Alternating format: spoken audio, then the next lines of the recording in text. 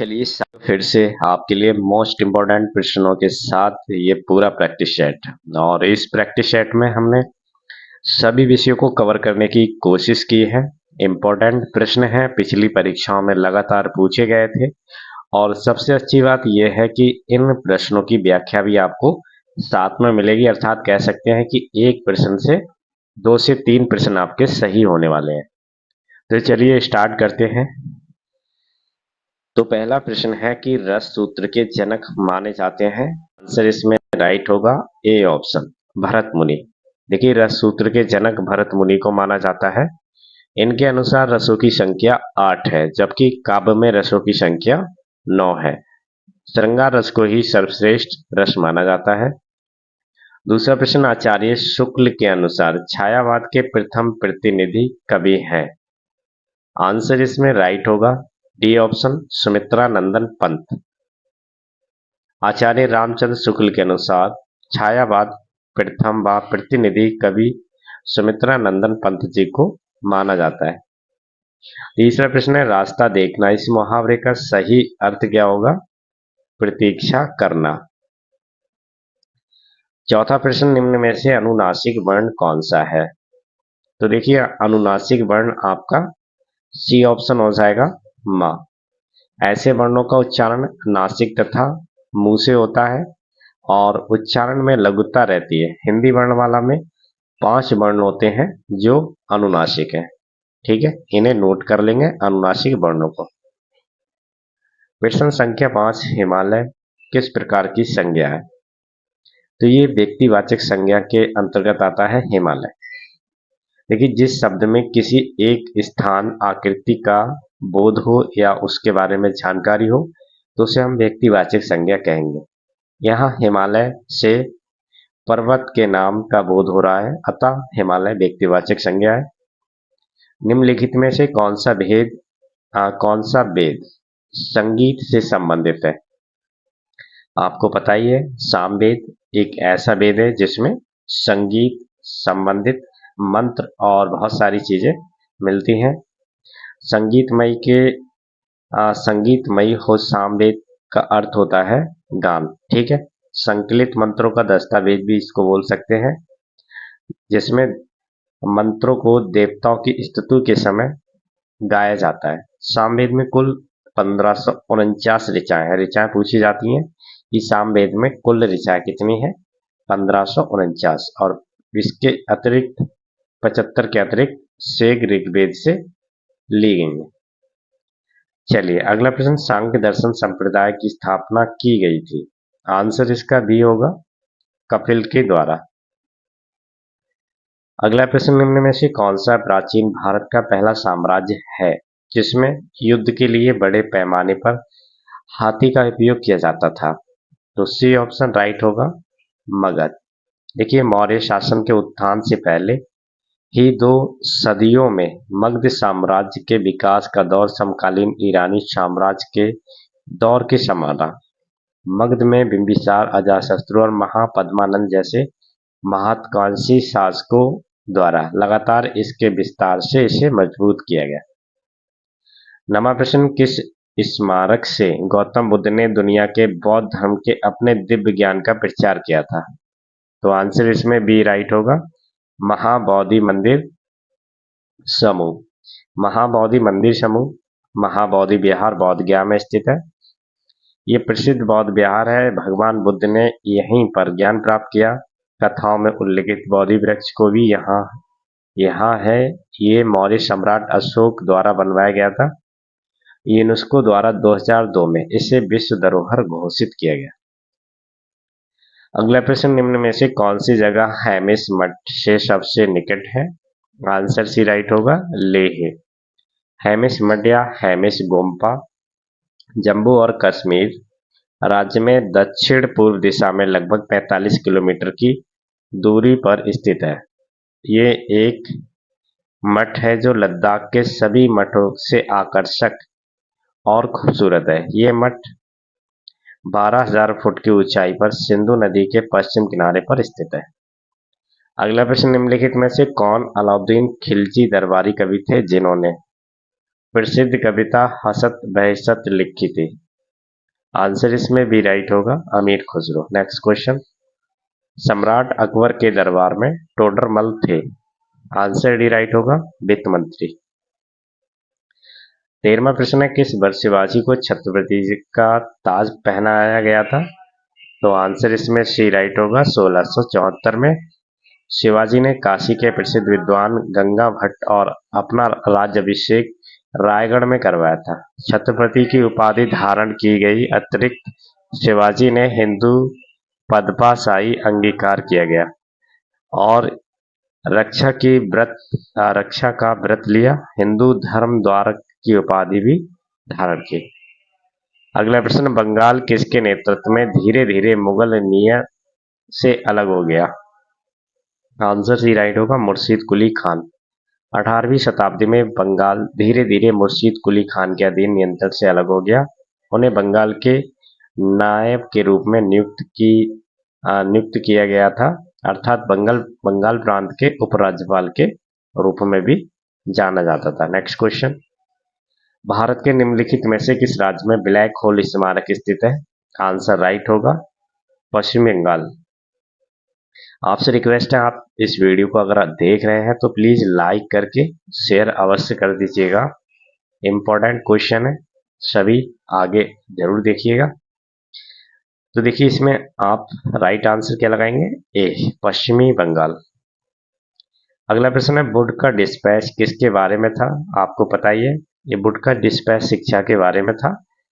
Charles Wood dispatch द्वारा 1854 में शिक्षा से संबंधित था। वुड डिस्पैच भारतीय शिक्षा का मैग्ना कार्टा भी कहा जाता है। Very very important.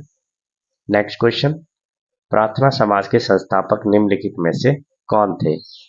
Answer C right होगा, आत्माराम पांडुरंग। आत्माराम पांडुरंग धार्मिक और सामाजिक सुधारों पश्चिमी भारत में वर्ष 1867 में प्रार्थना समाज की स्थापना। प्रार्थना समाज का मुख्य उद्देश्य लोगों को ईश्वर में विश्वास और केवल एक ईश्वर की पूजा करना था।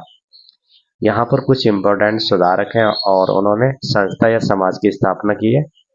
देखिए, दयानंद सरस्वती द्वारा आर्य समाज की स्थापना की गई, केशव चंद्र सेन द्वारा भारतवर्षीय ब्रह्म समाज आदि समाज की स्थापना की गई। वहीं स्वामी विवेकानंद द्वारा रामकृष्ण मिशन को बनाया गया था।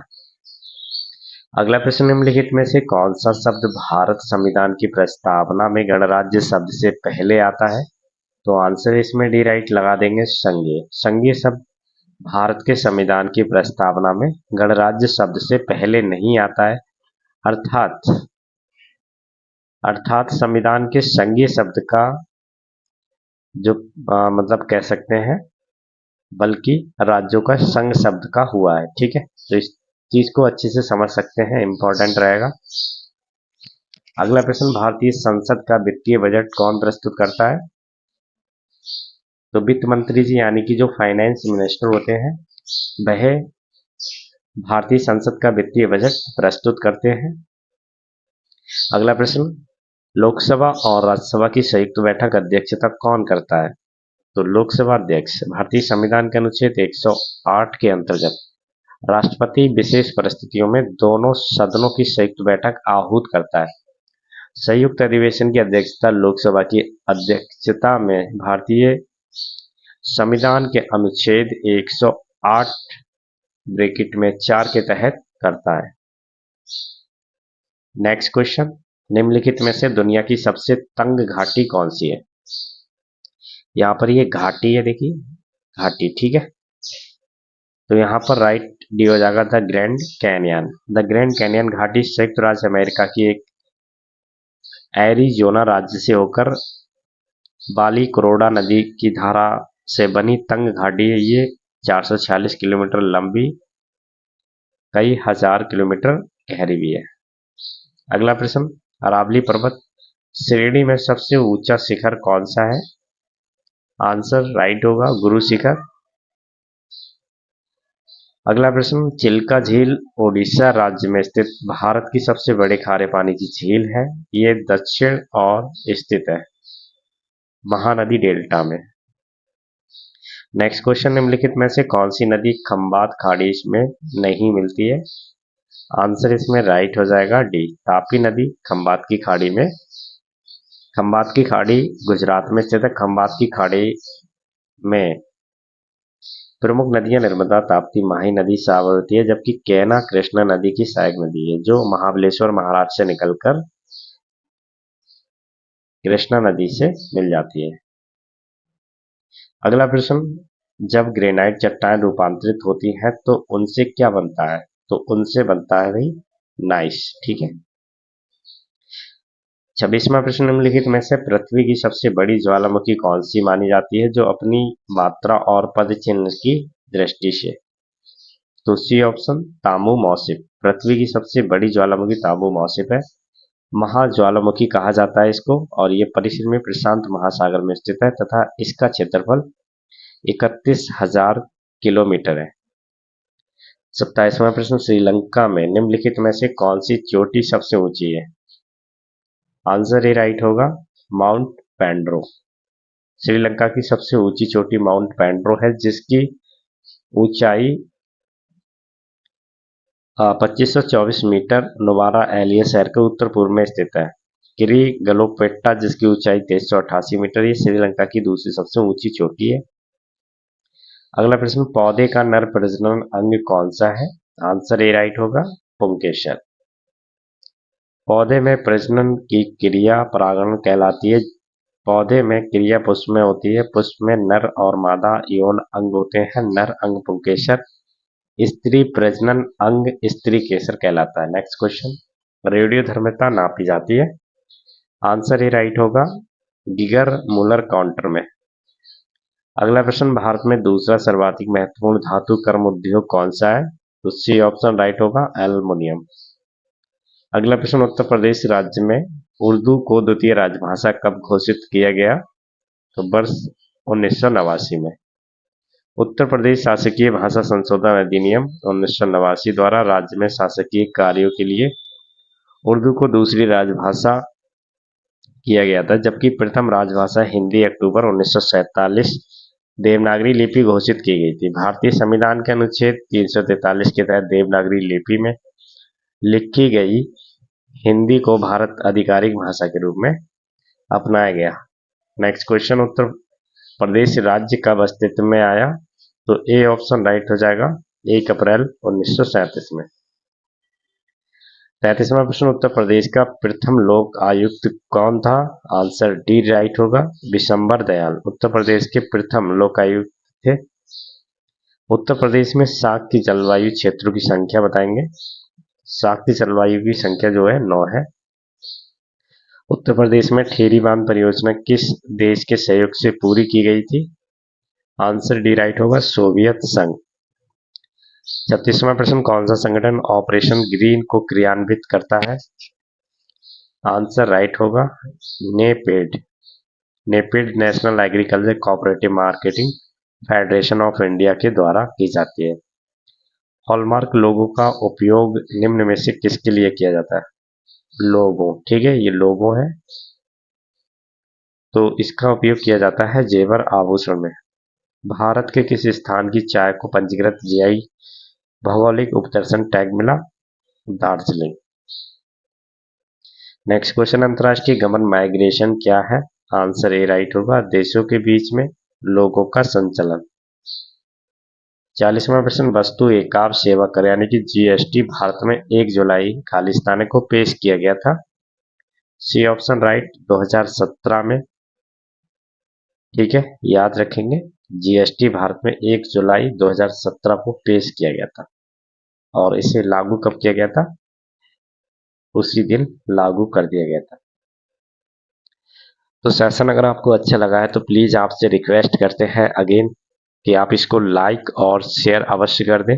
आगे हमारे साथ बने रहने के लिए चैनल को सब्सक्राइब करके जरूर रखें, साथ में बेल आइकन को ऑल नोटिफिकेशन पे ऑन कर लें ताकि जब भी प्रैक्टिस सेट आए नोटिफिकेशन मिले और आप तैयारी कर सकें। Thank you.